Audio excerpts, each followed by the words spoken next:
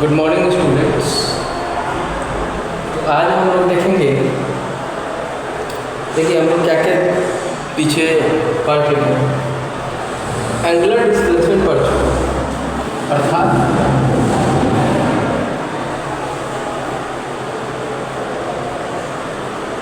तो पार्टिकल मान लीजिए यहाँ पर है, अब वो यहाँ चला गया, ये कुछ लीनियर डिस्टेंस कवर किया सर्कुलर पाथ, ठीक है। अब इस पार्टिकल को सेंटर से मिला दीजिए और जहाँ पार्टिकल गया उसको भी सेंटर से मिला दीजिए, तो आप देखिएगा कि ये जो लाइन है, ये लाइन कुछ एंगल बना है, लाइन या कुछ एंगल कवर कर है। इसी लाइन को, इसी एंगल को बोलते हैं एंगुलर डिस्प्लेसमेंट। उसके अलावा हम ये भी देख चुके हैं एस बराबर 8 लिखा होता है, मतलब लीनियर डिस्टेंस और एंगुलर डिस्प्लेसमेंट के बीच में रिलेशन भी देख चुके हैं। अच्छा, ये जो एंगल जितना जल्दी जल्दी कवर हो रहा है, इस एंगल कवर की स्पीड को बोलते हैं एंगुलर स्पीड या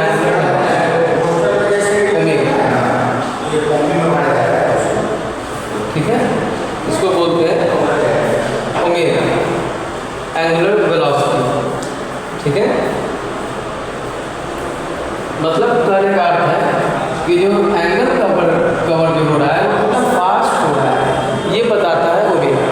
एंगल कवर्ड या कहें angle described per unit time is called angular velocity, ठीक है। एंगल कितना फास्ट तेज कवर होगा, तेज कवर होगा तो एंगुलर स्पीड ज़्यादा होगा, स्लो कवर होगा तो एंगुलर स्पीड कम, ठीक है। ये इसका फॉर्मूला आता है, मान लो डेल्टा टी टाइम दिख गया, उसमें डेल्टा थीटा गया तो delta theta by delta T. आप अगर थीटा बाई टी भी लिख दीजिएगा तो कोई गलत नहीं होगा, ठीक है। ऐसा आगे सिंबल है, मतलब टी यहाँ, ठीक है, यहाँ पे डेल्टा टी दिया है चेंज इन टाइम, तो चेंज इन टाइम लिए कुछ टाइम बीत गया तो उसमें डेल्टा टी गया, या टी टाइम चेंज लिए तो थीटा डिस्टेंस, ये सिंबल है, इससे घबराने की जरूरत नहीं। अच्छा, उसके बाद फिर हमने देखा भी बराबर आर ओमेगा होता है, एक रिलेशन होता है लीनियर स्पीड और एंगुलर वेलोसिटी। लीनियर स्पीड मतलब ये जो डिस्टेंस है ये कितना फास्ट कवर हो रहा है, सर्कुलर डिस्टेंस जो डिस्टेंस है वो कितना फास्ट कवर हो रहा है, उसको वो लीनियर स्पीड। अब आइए एंगुलर एक्सेलरेशन क्या है, तो देखिए एंगुलर वेलोसिटी समझ गया क्या होता है। हाँ, तो एंगुलर वेलोसिटी मान लीजिए किस चीज़ का, सपोज अच्छा एंगुलर वेलोसिटी का यूनिट क्या होगा, एंगुलर वेलोसिटी है तो इसका यूनिट क्या होगा, तो वो होगा रेडियन पर सेकेंड, रेडियन पर सेकेंड एंगुलर वेलोसिटी का यूनिट, ठीक है, रेडियन पर सेकेंड। ये थीटा का होगा रेडियन ऐसा यूनिट और टाइम का सेकेंड होता है, तो रेडियन पर सेकेंड, ठीक है। और एक रिलेशन आपको याद करने के लिए बोल दिए उससे पहले ही, आप याद रखिए 2 पाई रेडियन बराबर 360 डिग्री, ये आपको याद नहीं करना, ठीक है, ये आपको याद करना। आगे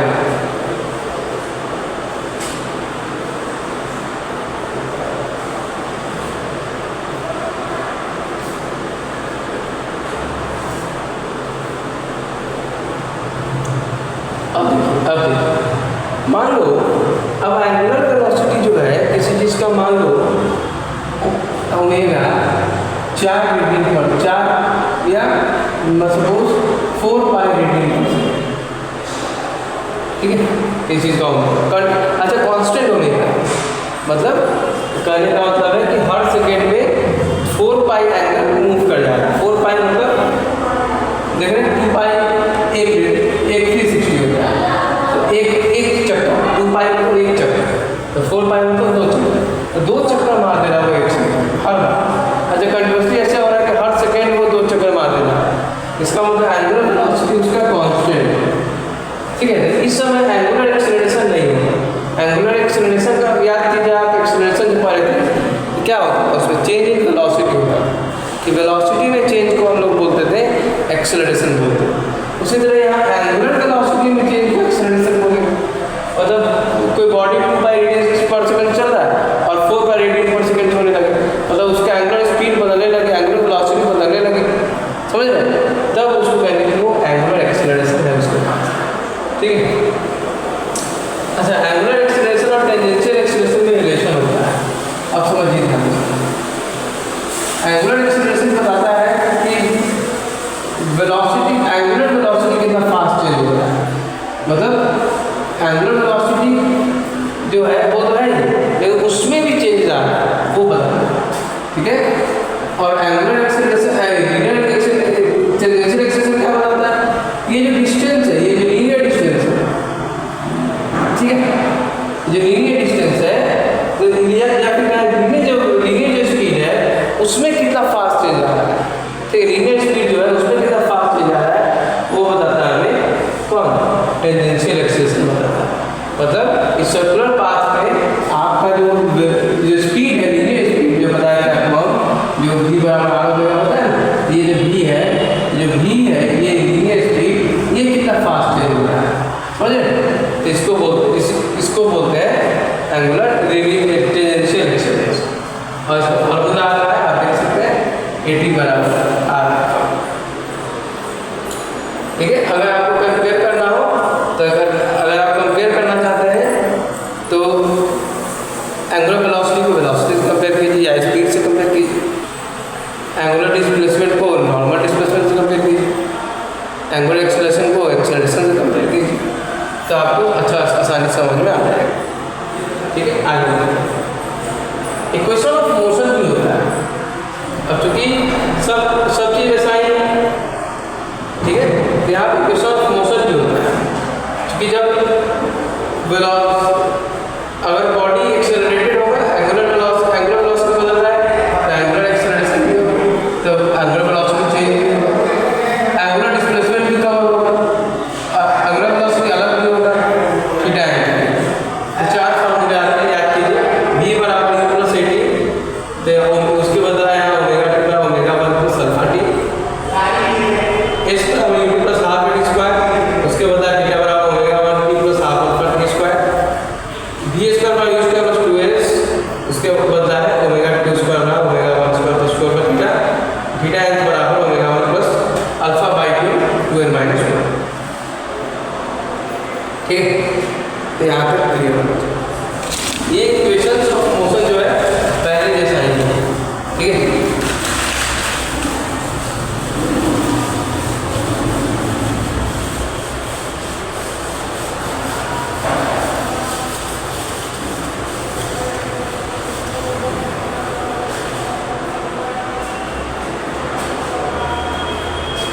अब देखिए क्वेश्चन दिए हैं, a particle moving in a circular path changes its angular velocity from pi radian per second to 3 pi radian per second in 4 seconds.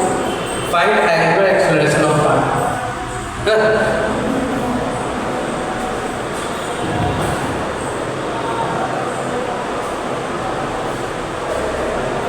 यह क्वेश्चन दिया हुआ है एंगुलर एक्सेलरेशन से संबंधित। अब जानते हैं एंगुलर एक्सेलरेशन का फॉर्मूला क्या होता है, omega 2 minus omega 1 by beta t, find angular velocity minus initial angular velocity by time.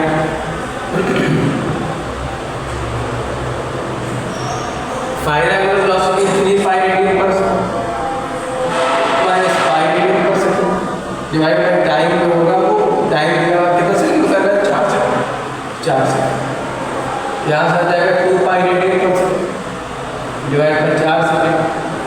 अब सेकंड नीचे आ जाएगा, 2 pi radian ऊपर आ जाएगा, सेकंड नीचे आ जाएगा, 2 से कट भी जाएगा, या 2 से 2 गुना 4 कट जाएगा, 2 बच जाएगा, सेकंड नीचे आ जाएगा, 2 pi radian पर सेकंड स्क्वायर, ठीक है।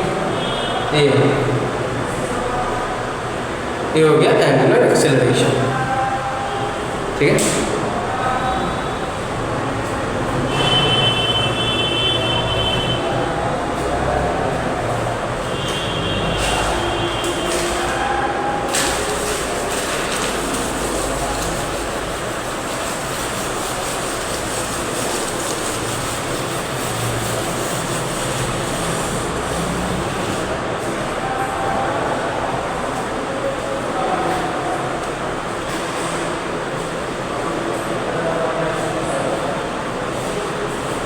क्वेश्चन देखते हैं।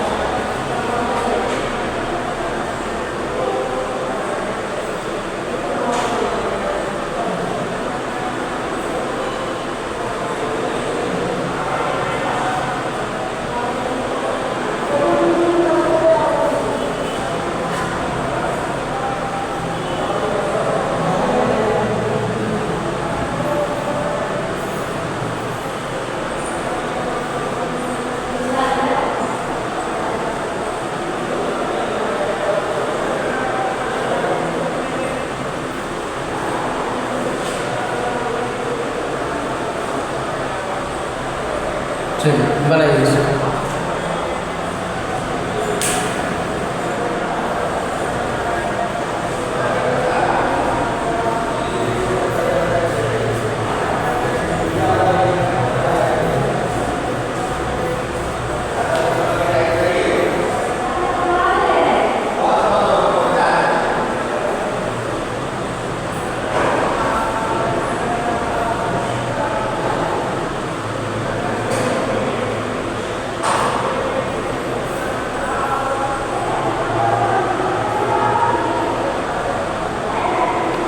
देखिए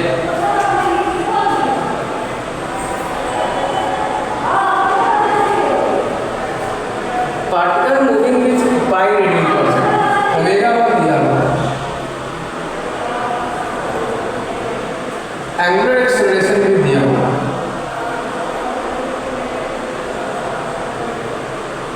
थीटा पूछ रहा है, टाइम भी दिया हुआ है। कौन सा फॉर्मूला लगेगा? तो थीटा बराबर ओमेगा 1 प्लस हाफ अल्फा।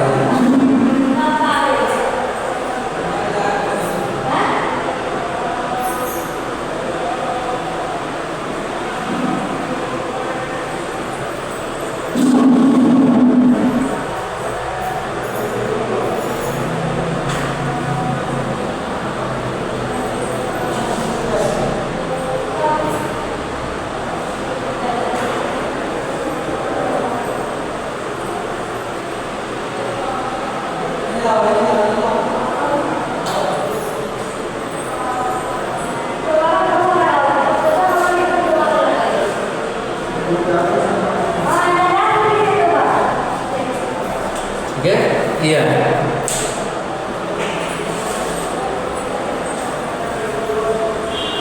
तो यहाँ तक कोई दिक्कत नहीं।